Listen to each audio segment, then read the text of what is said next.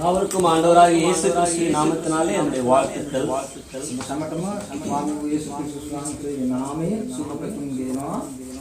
உங்களுடைய உற்சாகத்தை கண்டு நான் மெச்சிக்கொள்கிறேன்.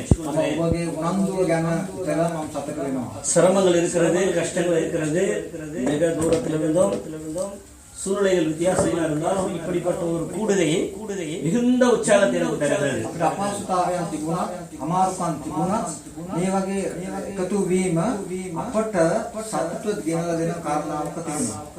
காரணம், எங்களுக்கு இந்திய தேசத்துல சுயாதீனம் இருக்கிறது, வசதி இருக்கிறது.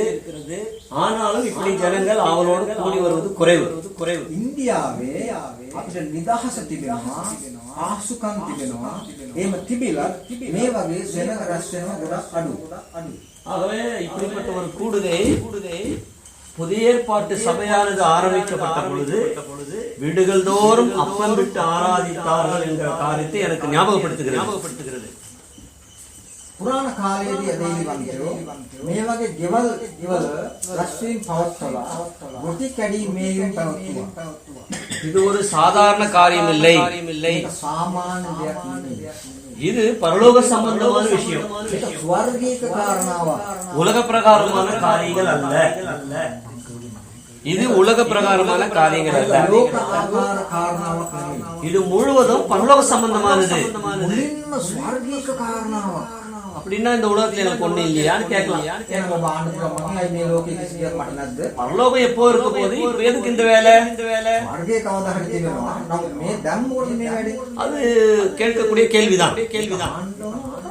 ஆனால் இது அனித்தியமானது, கொஞ்ச காலத்துக்குரியது. ஆனால் இந்த காரியமோ அது நித்தியத்துக்குரியது. இந்த பூமியில தான் கவலை, கண்ணீர், வியாதி, துன்பம், பிரச்சனை, தேவை எக்ஸெட்ரா.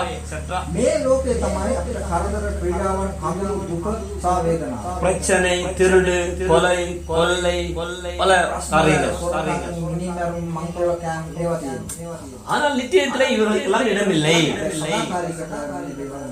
அப்படியானால் இப்பொழுது நாம் நம்மை ஆயத்தப்படுத்திக் கொள்வதற்கு தான் இந்த பந்தியும் இப்படிப்பட்ட கூடுகையும் அவசியமா இருக்கிறது.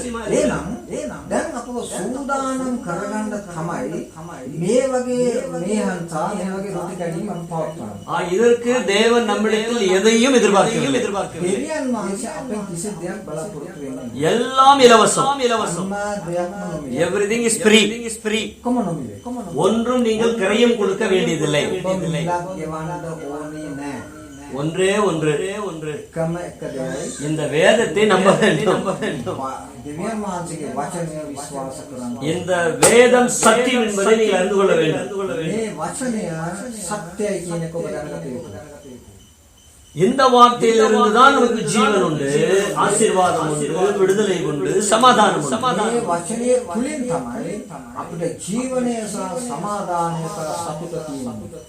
இந்த வார்த்தை என்ன சொல்லுகிறது? மனம் திரும்பி சுவிசேஷத்தை விசுவாசி.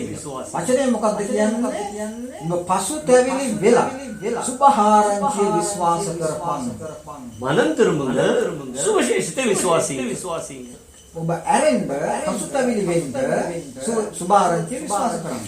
எவ்வளவு சுலபம். பிரதருடைய வீட்டுல இருந்து இங்க வர்றதுக்கு கார் பிடிச்சி ரெடியாகி எல்லாம் மேடு பள்ளம் எல்லாம் இறங்கி டிராபிக் ஜாம் எல்லாம் கடந்து இந்த இடத்தை கண்டுபிடிச்சு இவ்வளோ பிரயாசப்பட்டு வந்திருக்கிறோம்.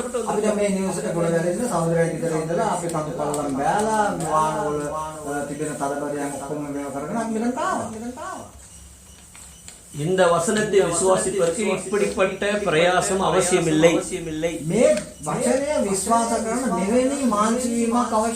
நீங்கள் கேட்கிறீர்கள், கேட்கும் பொழுது அது உள்ளத்திலே நீங்கள் ஏற்றுக்கொள்ள வேண்டும். தேவனுடைய வார்த்தை ஆவியாயும் ஜீவனாயும் இருக்கிறது. ආත්මයන් තුල හා ජීවත් වන ජීවිතය තුල තිබෙනවා. ஆவியாயும் இருக்கிறது, அது ஜீவனாயும் இருக்கிறது. ආත්මයක් තුල තිබෙනවා, ඒක ජීවනව තිබෙනවා. அநேகர் இந்த வார்த்தையை ஒருவேளை நம்பலாம், ஆனால் அந்த வார்த்தையின்படி நடக்கிறதில்லை. බොහෝ දෙනා මේ වචනේ විශ්වාස කරනවා. හැබැයි මේ වචනය අනුව ඇසෙන්නේ නැත. நம்புவது வேறு, விசுவாசிப்பது வேறு. අපි ඒ ගැන විශ්වාස කරන එක වෙන දෙයක්. ඒ ගැන හැදෙහිලා තියෙන එක වෙන දෙයක්. சொல்றது நல்லா இருக்குதே. ඒ කියන එක බොහොම හොඳයිනේ. இவங்களுக்குள்ள டிசிப்ளின் இருக்குதே. ඒක තුළ යම්කිසි පිළිවෙලක් තිබෙනවා. இவ்வளவு பிரயாசப்படுறாங்களே, මෙච්චර ආසා කරනවා. அவங்க நல்லா இருக்கிறாங்களே, මොකද ඉන්නවනේ. இது நல்லது தானே. அதனால பிரயோஜனம் இல்லை. அதனால உங்களுக்கு எந்த விதமான தயவும் இல்லை. ඒකෙන් කිසිම කරුණාවන්තකම அதை நீங்கள் உங்களுக்கு சொந்தமாக்கி கொள்ள வேண்டும். ඔබ ඔබට අයිති කරගත යුතුයි. டீ ஸ்நாக்ஸ் எல்லாம் இருக்குது. அத அதுகிட்டே இருக்கிறதுனால என்ன பிரயோஜனம்? Tea snacks. දැන් මෙතන මේ තියෙනවා ரொட்டி பன்னு, everything is எல்லாம் இருக்கிறது. சூப்பரா வாசனை வருது. සුවඳක් වෙනවා. கண்ணுல பார்த்தா பளிச்சுன்னு இருக்குது. බලපුවම හොඳක් තිබෙනවා. சாப்பிடும் போல இருக்குது. தொடவே இல்ல. என்ன பிரயோஜனம்? ஒண்ணுமே இல்ல. ஓ, ஜீவனா இருப்பது ஆவியா இருப்பது வித்தியாசம் இருக்கிறது. ජීවත්ව සිටින එකත් ආත්මයෙන් සිටින එකත් වෙනසක්. நீங்கள் நம்பும் பொழுது, விசுவாசிக்கும் பொழுது, ஏற்றுக்கொள்ளும் பொழுதுதான் அதை நீங்கள் ருசிக்கிறீர்கள். කරලා ඒක පිළිගන්න විට ඒක ඔබ රස බලනවා. கர்த்தர் நல்லவர் என்பதை ருசித்து பாருங்கள். අනිවාර්යයෙන් ආත්ම බව ඔබ රස බලා දැනගන්න. ருசித்து பார்க்கணும். අපි රස බලා දැනගන්න. அநேகரை நான் பார்த்தேன், எல்லாரும் அதை ரொம்ப ஹானர் பண்ணி அப்படியே தொட்டு பண்ணிட்டு வேண்டாம்னு சொல்லிட்டாங்க. இப்போ අපි මම බැලුවා මේ දැන් මේක මේ මේසය අතගාලා බලලා මේක ගන්න එපා කියලා කිව්වා. அதை குறித்து பயம் இருக்கிறது நல்லதுதான். ඒ ගැන යම්කිසි බයක් තිබෙනවා ඒක හොඳයි. அதை குறித்து மதிப்பு மரியாதை மிச்சம் நல்லா. ගෞරවයක් සහ බයක් තියෙනක හොඳයි. ஆனால் அதில் பங்கு பெற வேண்டும். හැබැයි ඒකෙන් සාමාන්‍යයෙන් எப்படி பங்கு பெறுவது? 1 லட்சம் கொடுத்தா ශයක් දුන්නා. அல்லது ஏதாவது உருண்டு பரண்டு நம்ம கிழிச்சுக்கிட்டா මොනවාරි කරලා අපි ප්‍රාතිහාරයක් කරගත්තා. வேற ஏதாவது பிரயத்தனம் பண்ணிக்கிட்டா අපි ප්‍රාතිහාරයකට අපි පළමුව சுலபமானது, எளிமையானது. அவரை நம்பி அவரை சொந்த ரட்சகராய் ஏற்றுக்கொண்டால் போதும். තාමත් පාසුයි. තාමත්ම දීර්ඝයි. උන්වහන්සේ විශ්වාස කරලා පිළිගන්නවා. என்னன்னு விசுவாசிக்கணும்? කොහොමද අපි විශ්වාස කරන්නේ? இவர்தான் என் பாவ பரிகாரம். මෙයා තමයි මගේ පාපයට විසඳුම. இவர்தான் என் ரட்சகர். හු තමයි මගේ පාපයට ගැලවීම. அப்படியானால் நம்மை நாம் ஒத்துக்கொள்ள வேண்டும், நான் ஒரு பாவி என்று. පිළිගත යුතුයි මම පව්කාරයෙක්. நான் யாருக்கு எந்த தவறும் செய்யலையே, කිසි කෙනෙකුට ජීවරයක් எந்த தீங்கும் செய்யலையே. කිසිම වරදක් කරලා எவர் ஒருவருக்கு நான் எந்த விதமான கடனாளி இல்லையே. කාටවත් ණයක් නැහැ. நான் உண்டு, என் வேலை உண்டு. මගේ පාඩුවේ මම ජීවත්. நான் கஷ்டப்படுறேன், சாப்பிடுறேன். සම්මානසේ මම කෑම කනවා. எனக்கு எந்த இருக்கிற வரைக்கும் சாப்பிட்டு நான் செத்து போவேன். මම කාල බිලෙන් அதனால நான் ஒரு நல்ல மனுஷன் தான். அப்படி சொன்னால் அது தவறு. ஏனென்றால் வேதம் சொல்லுகிறது, நாம் ஆதாமுக்குள் மனுஷ சாயலாய் இருப்பதினாலே நாம் பாவிகளே. ආදාම්ගේ ස්වරූපය අපිට තිබෙන නිසා අපි පව්කාරයන්. நமக்குள் ஜென்ம பாவம் இருக்கிறது. අප තුළ ස්වභාවික පාපය තියෙනවා. இங்க நிறைய செடி கொடிலாம் දස්කොළන් තිබෙනවා. ஒருவேளை இந்த மரம் என்னன்னு எனக்கு தெரியல. ஒருவேளை இங்க ஒரு தேக்கு மரம் இருக்குன்னு வச்சுக்கோங்க. ஒரு ஃப்ரூட்ஸ் மாங்காய் மரம். ගස් මොනවද තියෙනවද මම දන්නේ නැහැ. අපි අඹ ගසක් තියෙනවා කියලා හිතාගමු. மிளகு செடி இருக்கு. ගම්මිරිස් වැලක් තියෙනවා කියලා හිතාගමු. அது மேல இருந்து அதனுடைய விதை விழும் பொழுது அது பலாமரமா வராது. ඒකේ බීජේ බිමට වැටෙනකොට ඒක යම්කි කොස් ගහක් හැටියට ඇදෙන්නේ. வாழை மரத்துல இருந்து வர்றது வாழை மரமா தான் வரும். කෙසල් ගස කෙසල් ගසම තමයි වෙන්නේ. ஆப்பிள் மரமா ஆகாது. ඇපල් ගසක් වෙන්නේ නැහැ. அப்படியானால் ஆதாம் ஒருவன் பாவம் செய்தான், ஆதாமின் சாயல்ல உருவாக்கப்பட்ட நம்மையும் கூட பாவம் தொடர்ந்து வருகிறது. ආදම් පව් කෙරුවා. ආදම්ගේ පරම්පරාවෙන් අපි පව්කාරයෝ. அது ஜென்ம பாவம். இந்த பாவத்துக்கு மருந்து சவுக்காரம் ஒன்றும் இல்லை.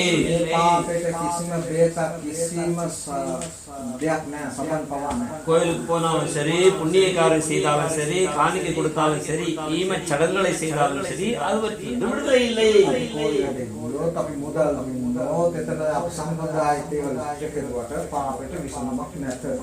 இயேசு கிறிஸ்துவினுடைய ரத்தத்தினால் மாத்திரமே இவற்றிலிருந்து விடுதலை உண்டு.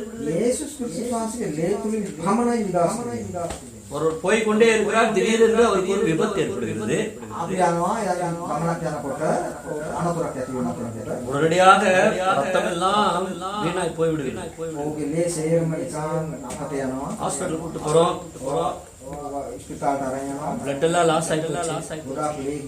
அவர் உடனடியாக இந்த குரூப்புள்ள ரத்தம் தேவை, உடனடியாக தேவை. அந்த ஆடு மாடு எல்லாம் போயிட்டு இருக்கோம், பட்சி கோழி எல்லாம் மேய்ஞ்சிட்டு இருக்கோம். உடனடியாக அடிச்சு அந்த ரத்தம் அடிச்சலாமா? அது அவளுக்கு ஏற்றுக்கொள்ளுமா? அது அவளுக்கு போதுமானதா இருக்குமா? அதே குரூப்புள்ள அதே ரத்தம் அதே போல ஒரு மனிதனிடத்திலிருந்து வந்தால் மாத்திரமே அவன் பிழைத்துக் கொள்வான்.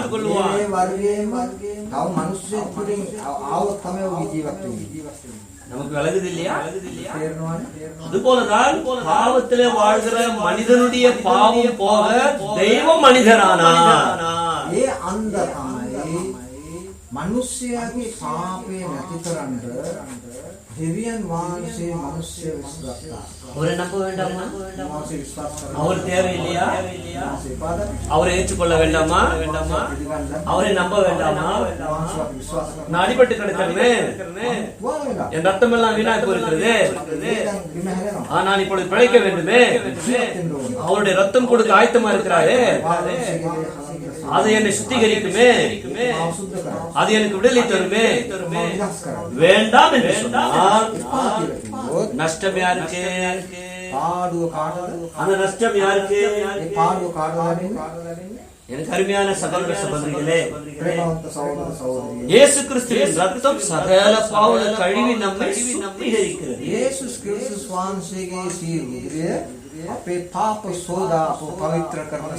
இன்னைக்கு நீங்கள் சுத்திகரித்துக் கொள்ள விருப்பமா? ஒன்றுமில்லை, மனம் திரும்பினால் போதும்.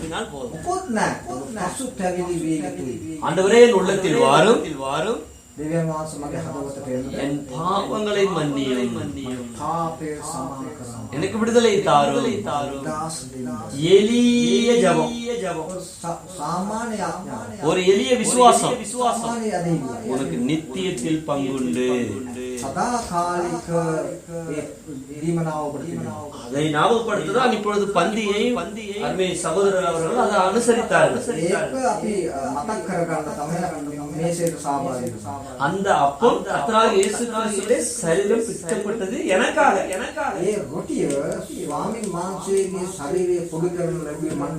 அந்த ரத்தம் எனக்காக சிலுவையிலே சிந்தப்பட்டது. இந்த பூமியில வாழும்போது நான் வேறு, கிறிஸ்து வேறு இல்லை.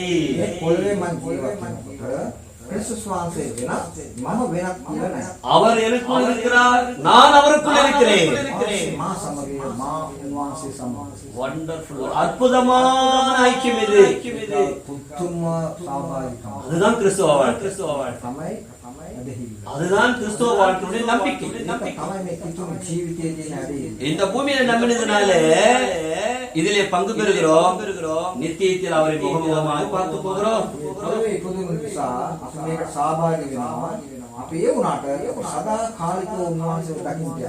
நாம் எல்லாரும் ஒரு குடும்பமா நித்தியத்திலே போக வேண்டும். வந்தவுடனே சொன்னார், என்னுடைய இரண்டாவது சகோதரன் என்று சொன்னார். அவருடைய மகன், அவருடைய மனைவி, அவருடைய பிள்ளைங்க, அவருடைய மனைவி எல்லாம் சொன்னார். இந்த பூமியில நித்தியத்திலும் இவர்கள் தொடர வேண்டும். தேவனோடு உள்ள உறவிலும் இவர்கள் தொடர வேண்டும். மனம் திரும்பி சுவிசேஷத்தை விசுவாசித்து அவரை ஏற்றுக்கொள்வதன் மூலமாக இவைகள் தொடரலாம். මේක පවත්වගෙන යන්න පුළුවන්. ஆண்டவர் வேதத்தை உங்களுக்கு கொடுத்திருக்கிறார். වචනේ දීලා තිනවා. வாசியுங்கள், වන්ද ஜெபம் பண்ணுங்க. ප්‍රාර්ථනා කරන්න. புரியவில்லை என்றால் තේරෙන්නේ නැත්නම් ஆண்டவர்கிட்ட கேளுங்க. நிச்சயமாக அவர் உங்களுக்கு விளங்க செய்வார்.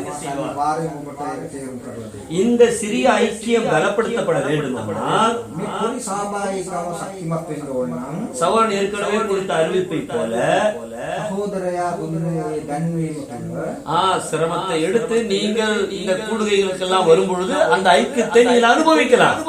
ආව තමාරුවෙන් ගන්න මේ රැස්වීම වලට මේ සහභාගීකම් පුත්ති විඳින්න පුළුවන්. கருமையான கர்த்தருடைய பிள்ளைகளே, මට ප්‍රේමවන්ත உங்கள் பிரச்சனைகளை தேவனிடத்திலே கொண்டு வாருங்கள். ප්‍රශ්නේ දෙවෙනි මාංශ ඉන්නේ மனிதனிடத்திலே வேண்டாம். මනුෂ්‍යයා ළමට அவனால் செய்ய இயலாது. මොහොත කිසි දෙයක් කරන්න බෑ. அவனால் உங்களுக்கு எந்த உதவியும் செய்ய முடியாது. මනුෂ්‍යයා කිසිම උදව්වක් කරන්න බෑ. எல்லாவற்றையும் செய்கிறவர் அவர். දේව කරන්නේ උන්වහන්සේ. எனக்காகவே ஜீவனை கொடுத்தவர் அல்லவா? වෙනම ජීවිතේ දුන්නා වූ எவரும் மன்னிக்க முடியாத பாவத்தை மன்னித்தவர் அல்லவா? කෙනෙකුට සමා කරන්න බැරි මාගේ පාප සමාව. உன் எளிய தேவையை சந்திக்க மாட்டாரா? බිඳුකම උන්වහන්සේ දකින්නේ නැති. உன்னுடைய தவிப்புகளை அவர் அறிந்திருக்கிறார் இல்லையா? දුක උන්වහන්සේ දකින්නේ නැති. உன்னுடைய கண்ணீரை அவர் துடைக்க மாட்டாரா? කඳුළු උන්වහන්සේ පීඩාන්නේ නැති. இயேசு கிறிஸ்துவை விசுவாசிக்கும் பொழுது, යේසුස් වහන්සේ විශ්වාස இயேசு கிறிஸ்துவை நம்பும் பொழுது වහන්සේ විශ්වාස කරනවා. அவருடைய ஜீவன் நமக்குள்ளே பிரகாய்த்து ஓடும். වහන්සේගේ ජීවනය අප තුළ උතරනවා. ஆகவேதான் இந்த சத்திய வேதத்திலிருந்து நாங்கள் ஆறுதலையும் சமாதானத்தையும் விடுதலையும் பெற்றுக் கொள்கிறோம். තමයි මේ අපි ඉගෙන ගන්න දේවන වහන්සේගේ වචන. அவருடைய கரங்களில் இவை இருக்கிறது, இவற்றிலிருந்து தான் போதிக்கிறோம். තිබෙනවා ඒවයින් අපි දේශනා කරනවා. இதிலிருந்து தான் நாங்கள் எல்லா நன்மைகளையும் பெற்றுக் கொள்கிறோம். මේකේ තමයි සියලු යහපත්කම් අපි බුද්ධ විඳින්නේ. இதிலே ஜீவன் இருக்கிறது, ஆவி இருக்கிறது. මේකේ ජීවනය තිබෙනවා ආත්මය තිබෙනවා. ஆகவே நம்புவது பெரிதல்ல, විශ්වාස කරන එක දෙයක් නෙමෙයි. நாம் அதை முழுமையாக ஏற்றுக்கொண்டு அவர்களின்படி நடப்பது அத்தியாவசியமானது. විශ්වාස කරලා ඒ අනුව ඇසරීම ඉතාමත්ම වැදගත් කරුණක්. நான் ஒரே ஒரு வார்த்தையை மாத்திரம் சொல்லி நான் உங்களிடம் கடந்து போக விரும்புகிறேன். එක වචනයක් කියලා මම මේක අවසන් කරන්න යනවා. கடந்த 5 ஆண்டுகளுக்கு முன்னதாக அருமை சோழன் இந்திய தேசத்துக்கு வந்திருந்தார். அப்பொழுது என்னுடைய சபையில அவர் செய்தி கொடுத்து கொண்டிருந்தார். අවුරුදු 5කට කලින් මගේ සභාවට මේ සහෝදරයාව ඔව් දේශනාවක් පිළිවෙල සභාවේ இரவு எல்லாம் முழுவதும் செய்தி கொடுத்து கொண்டே இருந்தார். රාත්‍රී කාලේ දේශනාවල් තිබුණා. இரவு 9:30 மணியிலிருந்து 9:30 to early morning 4:30 4:30 வரைக்கும் மாமே இந்தவா மாந்தர 4:00 தரனக்கா මේ රැස්වීම කරනවා. சோழன் இளைஞர்கள் வந்திருக்கிறார், ஆகவே இப்பொழுது வார்த்தை கொடுப்பார் என்று சொன்னதுதான் மிச்சம். ඉතුරුනේ මේ සහෝදරය ඇවිල්ලා තියෙනවා ලංකාවේ වචනේ බෙදාගෙන ඉන්නවා. வசனம் கொடுக்க ஆரம்பித்தார், வசனம் சொல்லிக்கொண்டே இருக்கிறார். அவருடைய சாட்சியை பகிர்ந்து கொண்டார். දෙවේ ඕ දේශනා කරමින් සිටියා වචනේ බෙදාගෙන හිටියා. ඕගේ ජීවිත ගැලවීම ගැන සාක්ෂි දීලා.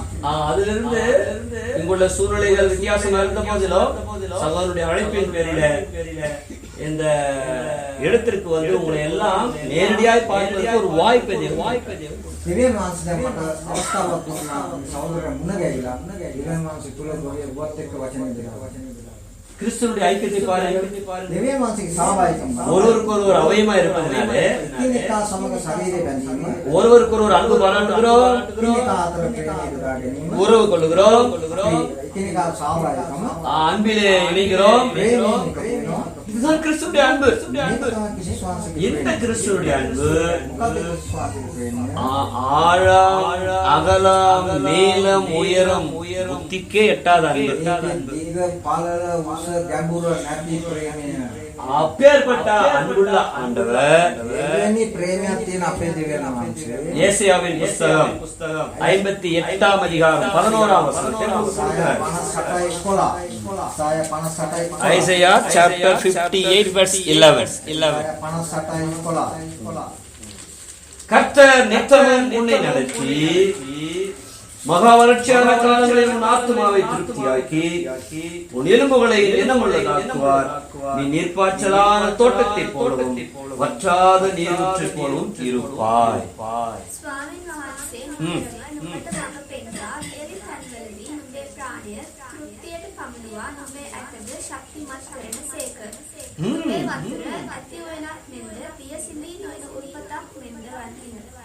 வற்றாத நீரூற்றை போல இருப்பாய். ඉන්දෙන් නැති උල් පොතක් நித்தமும் நடத்தி නිතරම උන්වහන්සේ අපෝ சூழ்நிலைகள் எதுவா இருந்தாலும் பரவாயில்ல, අවස්ථාව මොනවා වුණත් කමක් නැහැ. அப்பொழுதெல்லாம் உங்களை நடத்தக்கூடியவர் ஒருவர் உண்டு.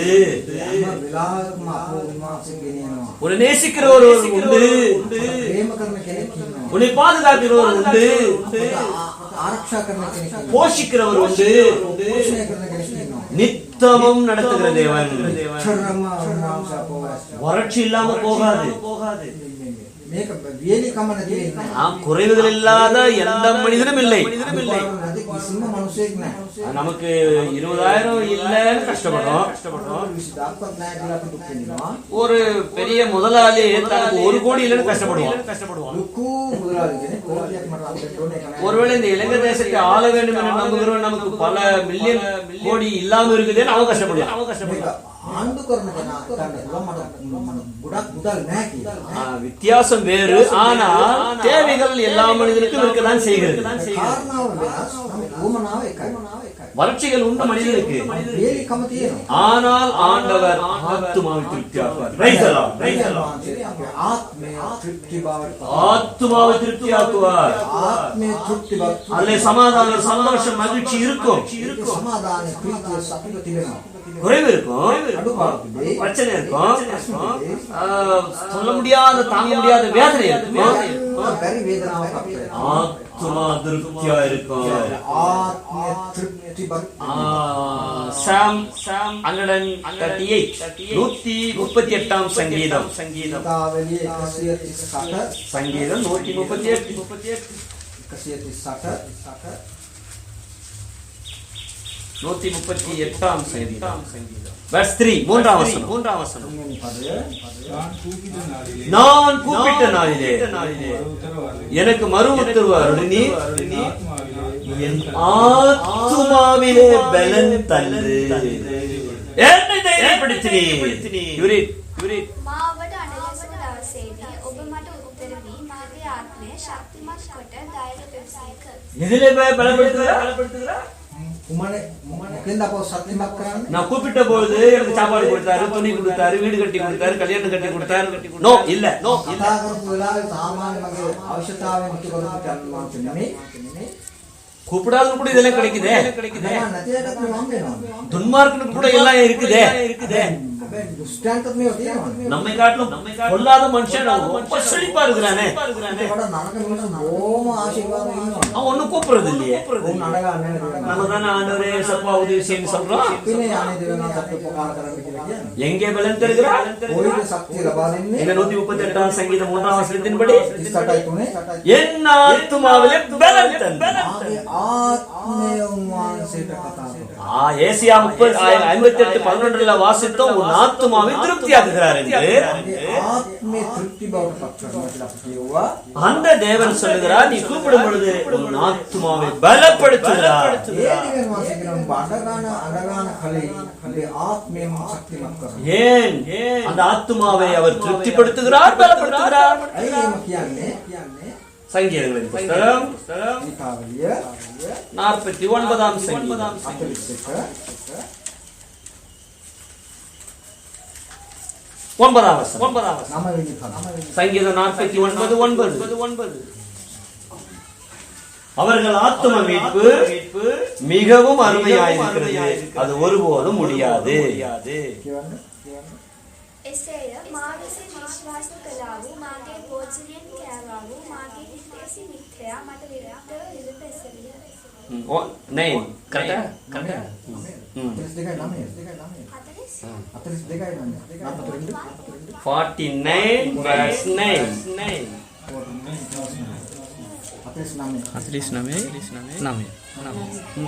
49. ඔවුන්ගේ ආත්මය නිදීමේ අගනා දෙයක් බැවින් එකතු කරන්න කිසි කලක උත්සාහ නොකළ යුතුය. ஆத்துமா மீட்பு அருமையா இருக்கு. මේ ආත්මේ ගැලවීම ඉතාමත් අවශ්‍යයි. ஆகவே இந்த ஆத்துமா மீட்கப்பட வேண்டியதனுடைய நோக்கத்தை நாம் புரிந்து கொள்ளலாம். ආත්මේ ගැලවීමේ කාරණාව අපි කරගන්න ඕනේ. கர்த்தர் உங்களை நித்தமும் நடத்துவார், உங்கள் ஆத்துமாவை திருப்திப்படுத்துவார், எலும்புகளை நிலமுள்ளதாக்குவார், வற்றாத நீரூற்றை போல வாழக்கூடிய ஒரு நல்ல வாழ்வை දිව්‍යන් වහන්සේ ඔබගේ ආත්මීය තෘප්ති බවට පත් කරයි. ඔබගේ සියලු කාරණාවල් බලාගනි. ඔබට සපයා දේශය. உலக பிரகாரமான நன்மைக்காக இல்லை இல்லை தெய்வீக ஆத்மீகத்துக்கு தேவையான நன்மைகளை இவர் மூலம் பெற்றுக்கொள்கிற ஒரு வாழ்க்கை. ලෝක ආකාරව යහපතකට නෙමෙයි අපේ ආත්මීය තෘප්ති බවට පත් වීම කරන දෙයක් නෙවෙයි. கர்த்தர் இப்படிப்பட்ட ஆசீர்வாதத்தை உங்களுக்கு தருவாராக எதிர்வரும் காலத்துல உங்களுக்குள்ள ஒரு பெரிய எழுப்புதலை தேவன் உண்டாக்குவாராக. දෙවියන් වහන්සේ ඔබට ආශිර්වාද කරයි. ඔබ තුලින් දෙවියන් වහන්සේ මාත් පිළිදීමක් ඇති කරයි කියලා අපි විශ්වාස කරනවා. முடிக்கிறதுக்கு முன்னாடி ஒரு சின்ன வார்த்தை. என் பேர் பிலிப் பாஸ்கர். நான் சென்னை பக்கத்துல அரக்கோணம் அப்படின்ற இடத்துல இருந்து வரேன். මගේ නම පිළිප් භාස්කර්. චෙන්නයි වල ඉඳලා අරක්කෝණම කියන ස්ථානයේ ඉඳන් තමයි මම ආවේ. அங்க ஒரு சிறிய சபை உண்டு.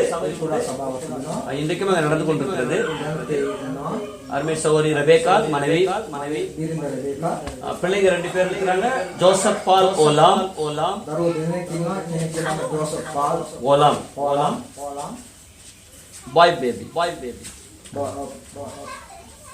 பையன் පුතේ. ஜோஹன்னா கேர்ள் பேபி ජෝයන්නා කියනවා දුවේ. உங்களுடைய ஜெபங்களில என்னைய கூட நினைத்துக்கொள்ளுங்க. ප්‍රාර්ථනා කරලා මාව සීපත් කරගන්න. நான் எனக்கு சமயம் கிடைக்கும் போதெல்லாம் கர்த்தருக்கு சித்தமானால் உங்களை நினைவு கூர்ந்து நான் ஜெபிப்பேன். අවස්ථාව අම්බේ හැම අවස්ථාවකදී ඔබ ගැන මම යාඥා කරනවා. அவங்களுடைய ஃபெல்லோஷிப்புக்காக நான் நன்றி செலுத்துகிறேன். සාබෑයිකම මම ස්තුති කරනවා. விசேஷமாக இந்த நேரத்துல அருமை சகோதரருக்கு நான் நன்றி உள்ளவனா இருக்கிறேன். සහෝදරයාට මම ස්තුතිවන්ත වෙනවා. ஜெபித்துக் கொள்வோம். கர்த்தருடைய வருகை தாமதிக்குமானால் மீண்டும் சந்திக்கிறேன். ප්‍රාර්ථනා කරමු. ස්වාමීන් වහන්සේගේ කණිනීම ප්‍රමාදන අපි නැවත අමු. Praise the Lord. Praise the Lord. Praise the Lord.